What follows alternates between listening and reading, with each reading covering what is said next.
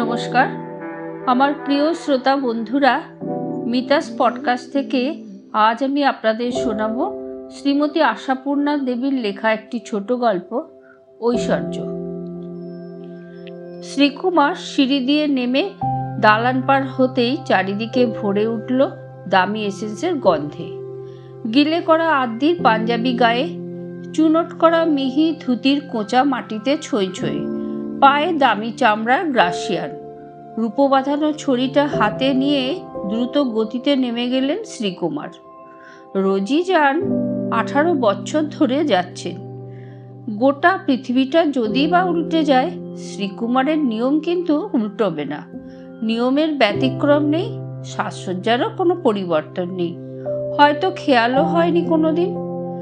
25 বছর বয়স থেকে এই এক সাজে ঠিক এক সময় একই জায়গায় হাজিরা দিয়ে আসছেন তিনি। অবশ্য ফিরে আসার সময়টাও ঘড়ি ধরা, সন্ধ্যা 8টা থেকে 10টা, এই 2 ঘন্টা। কোথায় যান সেটা অবশ্য অপ্রকাশিত নয়, কিন্তু অনুচ্চারিত। জানে সকলেই, স্পষ্ট করে বলে না কেউ। বলে না হয়তো গৃহকর্তার সম্মান বজায় রাখতে, অথবা গৃহকর্ত্রীরই। কিন্তু অপর্ণা কি এইসব প্রচলিত মান সম্মানের জগতে বাস করে? এখানকার মাটিতে দাঁড়িয়ে হাত বাড়িয়ে ওর নাগাল পাওয়া যায়? অসম্মান করবার চেষ্টা করেও তো দেখেছে আভা। দালানের একধারে বসে পান সাজছিল আভা, শ্রীকুমারের ছোট ভাই সুকুমারের বউ। ভাসুর বেরিয়ে যেতেই সম্মুখবর্তীনের বিস্তুত ননদ নন্দার দিকে তাকিয়ে ভুরুভঙ্গি করে মুচকে হাসলে। ভাবটা যেন, দেখলে তো যা বলেছি ঠিক কি না? নন্দা গালে হাত দিয়ে অবাক বিস্ময়ের যে ভানটুকু করলো, সেটা শব্দায়িত করলে এই রকম হতো, ও মা, সত্যি তাই তো, এখনো এই বয়সে? হ্যাঁ, নন্দা অনেক দিন পরে এসেছে এ বাড়িতে। মামা মামি বেঁচে থাকতে প্রায়ই আসতো যেত, বালবিধবা ভাগ্নি বলে আদর যত্ন ছিল।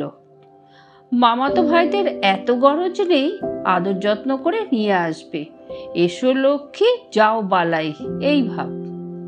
নন্দারও তাই ভেতরে তাগিদ ছিল না আর। তবু এবারে এলো ইচ্ছে করেই। অবশ্য এসে আর 1 ঘন্টাও নিজেকে নবাগতার পর্যায়ে ফেলে রাখেনি। নন্দার মতো চপল আর বাচাল মেয়েদের পক্ষে নিজের ঠাঁই করে নিতে দেরি হয় না। এসেই ভাজেদের খোঁটা দিয়ে বলে, সেই যে বলে না, ভাইয়ের ভাত ভাজের হাত, সে কথা সত্যি। ধন্যী বউরা বটে, মুখপুরি ননদটার একটা খোঁজও নিতে নেই। আমার ভালো মানুষ ভাই দুটিকে আঁচলে বেঁধে রেখেছো একেবারে, ভুলেও কখনো। ভাইরা খেতে বসেছিল, সেখানে গিয়ে হানা দেয়, কলহাস্যে ঝংকার তোলে। বলি, মশাইরা, নন্দা মুখপুরি বেঁচে আছে কি মরে গেছে একবার খোঁজও কি নিতে নেই? এমন পর করেও দেয় মানুষে। ছি ছি, 2 দিন যদি তোমাদের বাড়ি বেরিয়েই যায়, কত খাবো তোমাদের শুনি? তাও তো একবেলা 1 মুঠো আতপ বই নয়। শ্রীকুমার সহাস্যে উত্তর দিয়েছিলেন, ওই আতপ বস্তুটি যে দুর্লভ আজকাল, আদর যত্ন করে ডেকে এনে শেষে উপোস করিয়ে মারব? ওগো মশাই, আদর যত্ন করবার ইচ্ছে থাকলে ঘাসের রুটি খাইয়েও করা যায়, বুঝলে? তাই নাকি? তরল স্বভাব শ্রীকুমার হাহা শব্দে হেসে ওঠেন। তবে যাই, দেখি 4টি ঘাস বিচিলি যদি জোগাড় করে রাখতে পারি তোর জন্যে। সেমিজের অন্তরাল থেকে ছোট্ট একটি রূপোর ডিবে বার করে তার থেকে 1 টিপ সুগন্ধি জর্দা নিয়ে মুখে ফেলে নন্দা ছোট সুকুমারকে সালিশ মানে, দেখলে সুকুদা, দেখলে, এ দস্তুর মতো অপমান নয়, ঘাস খাওয়াবে আমায়। সুকুমার বড় ভাইয়ের থেকে সম্পূর্ণ বিপরীত প্রকৃতির। তার স্বভাব গম্ভীর, কথাবার্তা বিজ্ঞজনচিত, সাজসজ্জা কর্তা ব্যক্তির মতো। এ ধরনের অকারণ চপলতা, বৃথা হাস্য উপহাস তার ভালোও লাগে না। তাছাড়া সম্প্রতি গুরুমন্ত্রের দীক্ষা নেওয়ার পর থেকে আরো ধীর, আরো স্বল্পভাষী হয়ে পড়েছে সে। দাদার সঙ্গে এক দালানে খেতে বসে বটে, তবে এক পংক্তিতে নয়, বিশুদ্ধ নিরামিষের ব্যাপার। অথচ শ্রীকুমারের মাছ নইলে এক গ্রাস ভাত মুখে ওঠে না। দাদার আমিষবহুল সাজানো পাতের দিকে একবার ঘৃণা ও করুণার তাচ্ছিল্য দৃষ্টি হেনে সেই যে আচমন করে খেতে বসে সুকুমার, পুনরাচমনের আগে আর বাক্যালাপটি মাত্র করে না। তাই নন্দার আর কথার উত্তর দেওয়া হয় না। না, এ মানুষটাকে দেখছি বউ শুধু আঁচলে বেঁধেই ক্ষান্ত হয়নি, বোবাকালা করে রেখেছে বলে হাসতে হাসতে উঠে যায় নন্দা। ওদিকে রান্নাঘরে বসে তেলে বেগুনে জ্বলতে থাকে আভা। একে তো সেও দেখতে পারে না মেয়ে মানুষের এমন বাচালপনা, তারপর আবার সুকুমারের আচার নিয়ম নিষ্ঠাকে এমন ব্যঙ্গ করা। বড় যা অপর্ণার দিকে তাকিয়ে বিরক্ত কণ্ঠে বলে, আচ্ছা দিদি, ওর বুঝি কোনো কালে বয়স বাড়বে না? এখনো সেই রকম আহ্লাদেপনা, দেখলে গা জ্বলে যায়, বরাবর এক স্বভাব। অপর্ণার ঠোঁটের গড়নটা এমন অদ্ভুত, সর্বদাই মনে হয় যেন তার কোণ থেকে একটা সূক্ষ্ম হাসি আত্মপ্রকাশের জন্য উকি মারছে, আর সে হাসিটা ব্যঙ্গের। গড়ন গড়নই, তবু আভার মনে হলো উত্তর দেবার সময় হাসিটা যেন স্পষ্ট হয়ে উকি মারল অপর্ণার ঠোঁটে। কিন্তু না, কথা সে সহজভাবেই কয়, বলে, স্বভাব কারুর কখনো বদলায় রে ছোট বউ, তাহলে তো শাস্ত্রই মিথ্যে হয়ে যেত। আভা মনে মনে বলে, তা সে কথা তুমি বলতে পারো বটে, না বললেই বা উপায় কি তোমার? এটা অবশ্যই নন্দার আসার প্রথম দিনের ইতিহাস। তারপরে দিন 10 কেটে গেছে এবং কোন ভোজবাজির খেলায় কে জানে মুখরা আর বেহায়া নন্দার সঙ্গে গলায় গলায় ভাব জন্মে গেছে সভ্যভব্য আভার। নন্দার চাইতে যে কম করেও বছর 8 ছোট, তা বয়সে ছোট হোক, মান্যে তো বড়, তাতেই বোধ করি পাল্লাটা ঠিক আছে।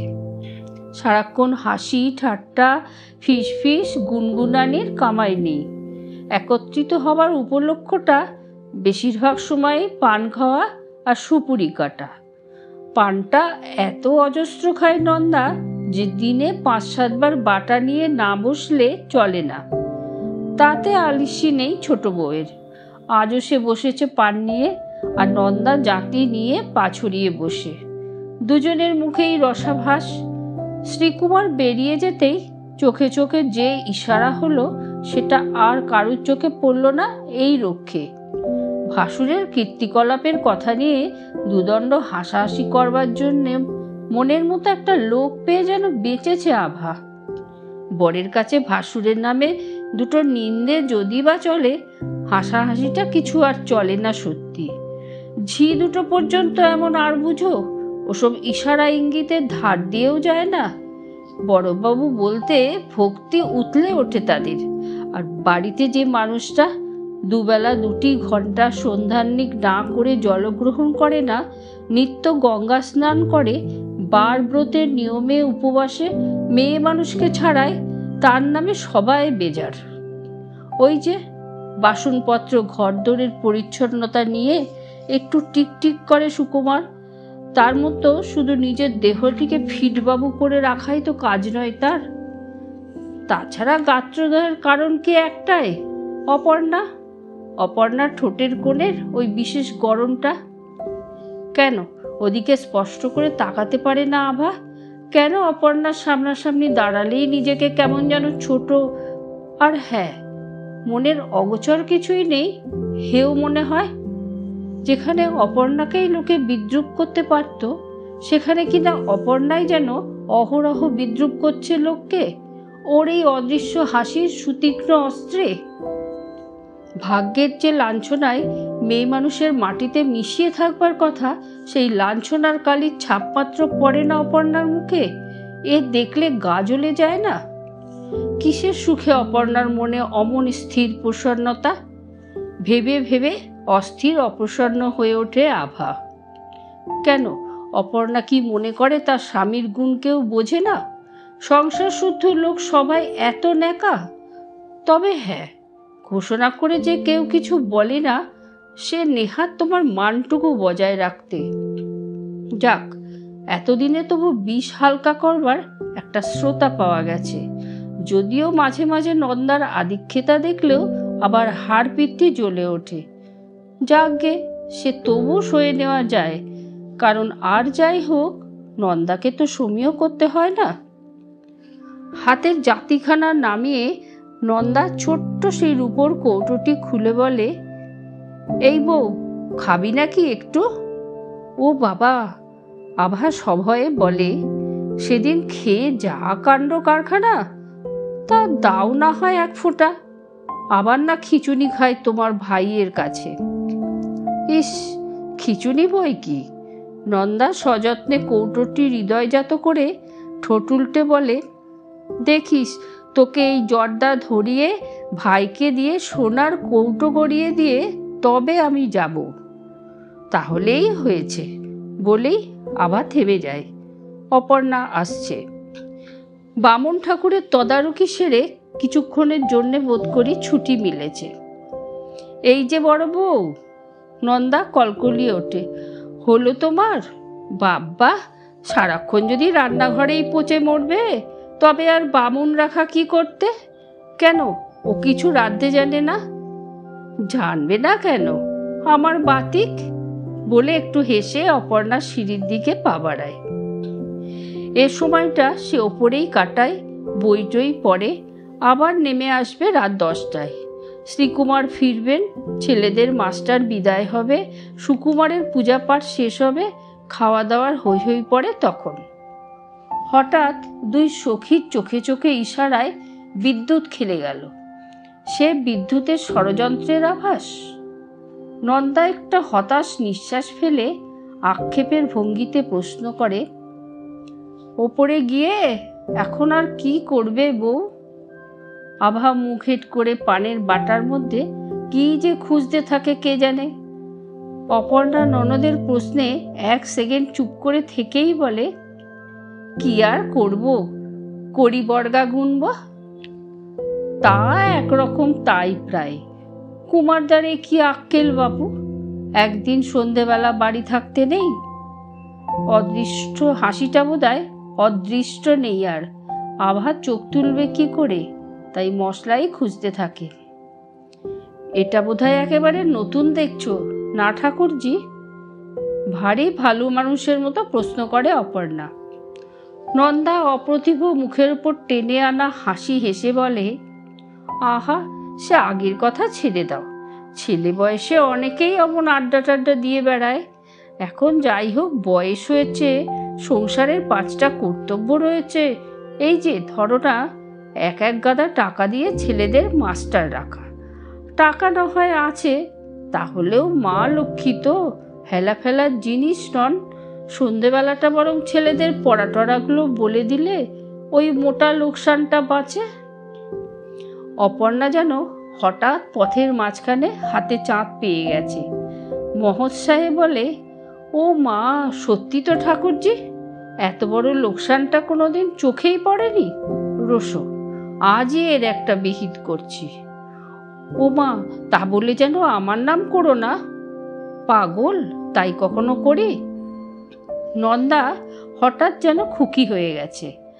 আদুরে ভঙ্গিতে বলে, আচ্ছা, পৃথিবী উল্টে গেলেও তো রদ হয় না। রোজ কোথায় যায় কুমারদা? উমা, তাও জানো না? হায় কপাল, এসে পর্যন্ত এতদিন তাহলে করলে কি? অভিসারে যান গো, অভিসারে যান। আভার পানের বাটা হাতরে এলাচ খোঁজা আর শেষ হয় না, হবেও না যতক্ষণ অপর্ণা থাকবে। ও ঠিক জানে ঠোঁটের কোণে সেই ধারালো অস্ত্রের সুতীক্ষ্ণ ফলার দীপ্তিটা মুখের প্রত্যেক রেখায় রেখায় ঝলসে উঠেছে অপর্ণার। নন্দা তবু আদর কাড়ায়, ঠাট্টা রাখো, সত্যি বলো না বউ। সত্যিই তো বললাম ঠাকুরজি। কেন, তোমার দাদার কি বুড়ো হয়ে গেছেন নাকি? একদিন তাকিয়ে দেখো দেখি ভালো করে। আমার তো মনে হয় পরের বর হলে দেখতাম আর মুচ্ছ যেতাম। শোনো কথা বলে অবাক ভঙ্গিতে চুপ করেই থাকে নন্দা। তার মতো মুখরামেও হঠাৎ কথা খুঁজে পায় না। অপর্ণা দোতলায় উঠে যেতেই আভা মুখ তুলে সব্যঙ্গে বলে, দেখলে তো নন্দাদি, বলিনি ভাগবেন তো মচকাবেন না।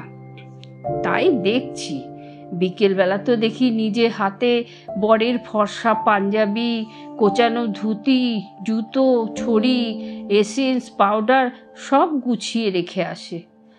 তবে আর বলছি কি, যেন রাজকার্যে যাবেন তারই গোছ হয় বিকেল থেকে। কি না, স্বামী যাবেন বাইজির বাড়ি গান শুনতে। কি বলবো নন্দাদি, আমি হলে বোধহয় দিনে দুবেলা গলায় দড়ি দিতাম। একবেলা দেবার পর দ্বিতীয় বেলা আর দেওয়া সম্ভব কিনা একুট প্রশ্ন করে না নন্দা। শুধু বলে, ধন্যী মেয়ে মানুষ। ধন্যী বটে। রাত্রে খাবার সময় দালানে নন্দা, সুকুমার সকলের সামনে কিনা স্বচ্ছন্দে নন্দার সেই কথাটাই বরকে বলে বসে অপর্ণা।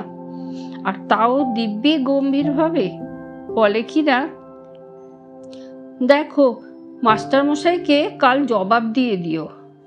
মাস্টারমশাইকে? সে কি, কেন? চমকে ওঠেন শ্রীকুমার। মিথ্যে মিথ্যে সংসারের কতকগুলো টাকা লোকসান যায়, ও কাজটা তুমি করলেই তো পারো। আমি? হতবুদ্ধি শ্রীকুমার বলেন, আমি পড়াবো ছেলেদের? সে আবার কি? কে বলেছে? আমি বলছি।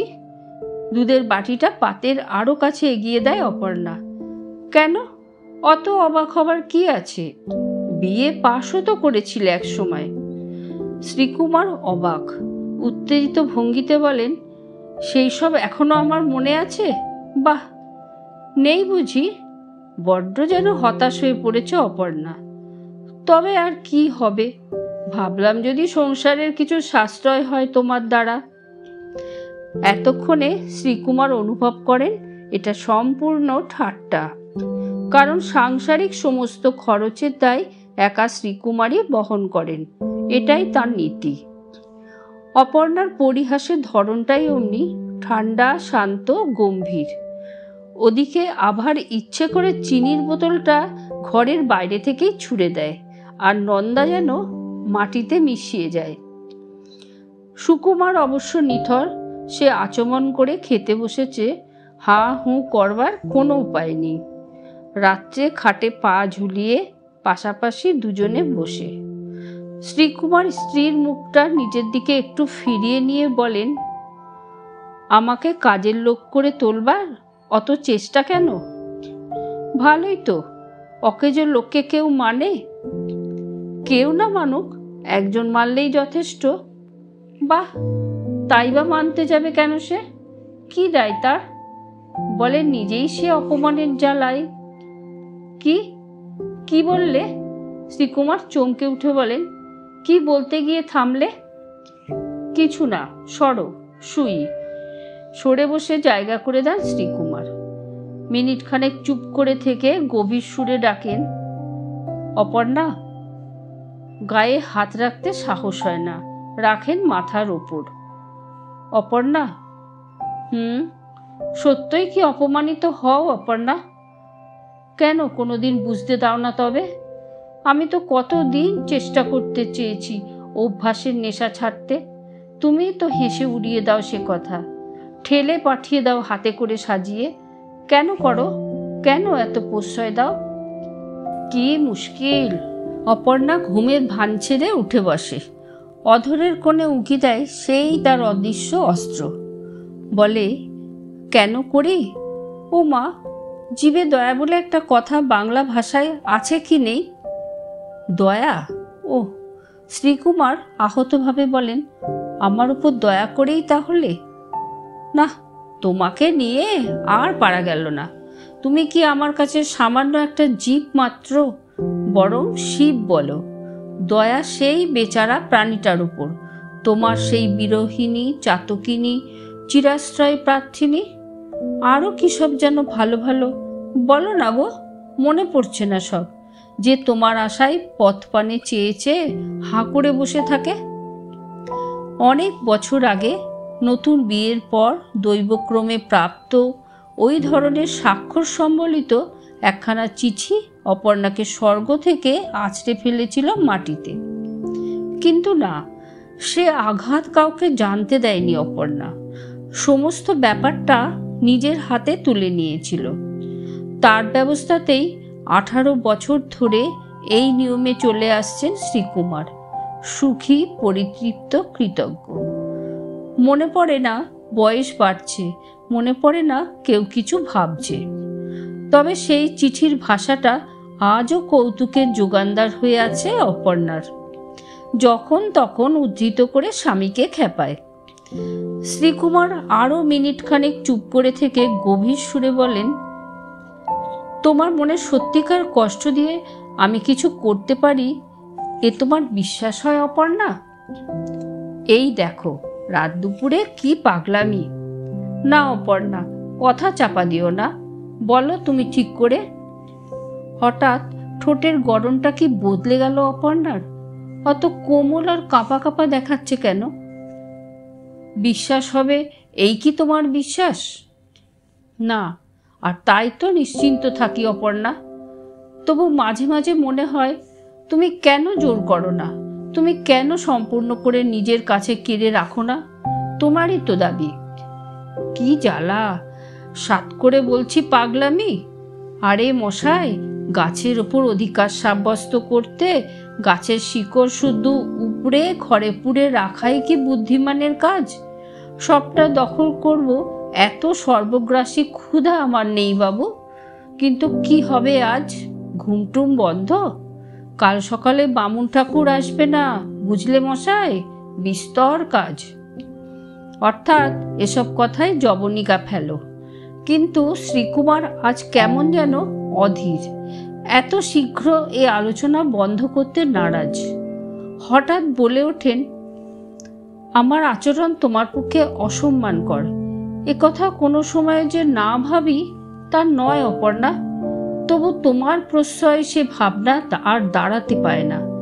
কিন্তু কিছু পরিবর্তনের দরকার এবার সত্যিই হয়েছে। অপর্ণা তৎক্ষণাৎ নিরীহভাবে উত্তর দেয়, সত্যি আমারও তাই মনে হয়।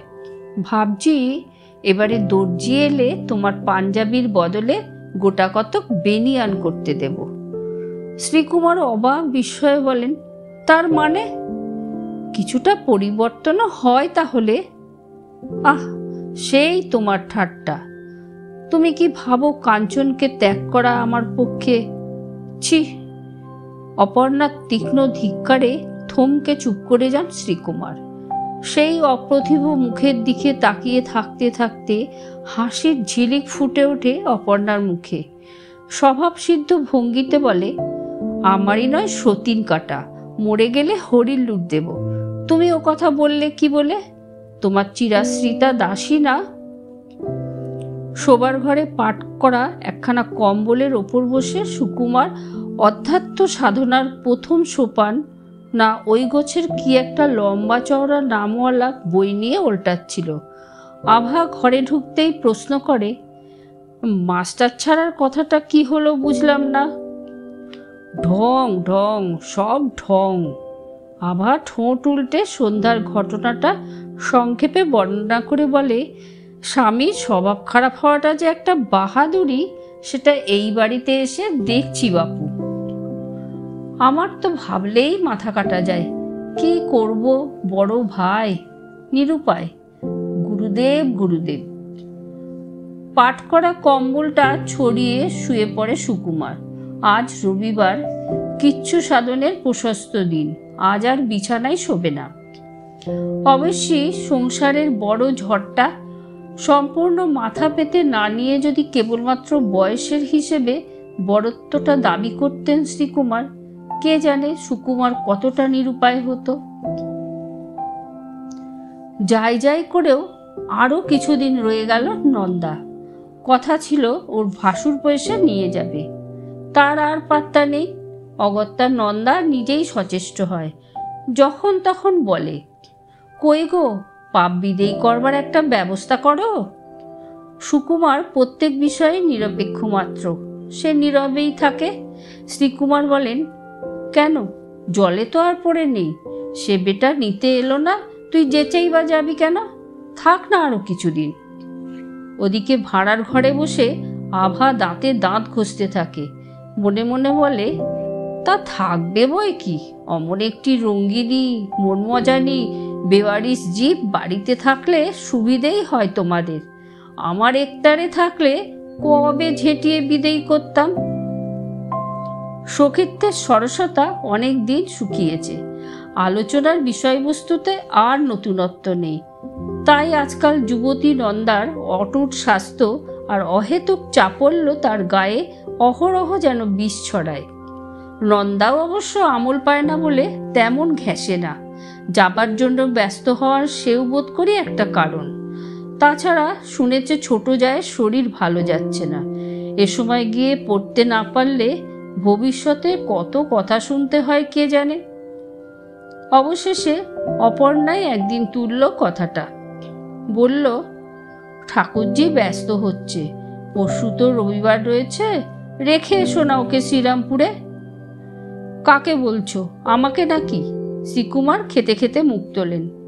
পাগল, তোমাকে বলতে যাব কেন, বলছি বামুন ঠাকুরকে। আহ, কি মুশকিল, ওকে তাহলে নিতে টিতে আসবে না কেউ? কই আর এলো, যাকগে দিয়েই এসো, ব্যস্ত হচ্ছে বেচারা। আচ্ছা বেশ, কখন, মানে কটার গাড়ি? সরল চিত্তেই প্রশ্ন করেন শ্রীকুমার। ভয় নেই, সন্ধ্যের মধ্যে ঠিক ফিরতে পারবে, বলে মুখ টিপে হেসে ওঠে যায় অপর্ণা। আর ওদিকে কথাটা কানে যেতেই আভা অবাক বিস্ময়ে স্তব্ধ হয়ে যায়। এ কি অদ্ভুত দুঃসাহস অপর্ণার! এই বেপরোয়া দুঃসাহসের ঐশ্বর্য কে যোগান দেয় তাকে? তৃতীয় ব্যক্তিহীন গাড়িতে নন্দার সঙ্গে নিজের স্বামীকে তুলে দেওয়ার কথা আভা তো কল্পনাও করতে পারে না। অপর্ণার এত সাহস কোথা থেকে আসে, যে সাহসে সে স্বামীকে বাঘিনীর খাঁচায় পাঠাতে ভয় পায় না, নাগিনীর ফণার সামনে ছেড়ে দিতে দ্বিধা করে না? ধন্যবাদ। গল্পটি যদি আপনাদের ভালো লেগে থাকে কমেন্টে তা জানান আমাকে, আর লাইক করুন, শেয়ার করুন, সাবস্ক্রাইব করুন এবং ডান দিকের বেল আইকনটি প্রেস করুন।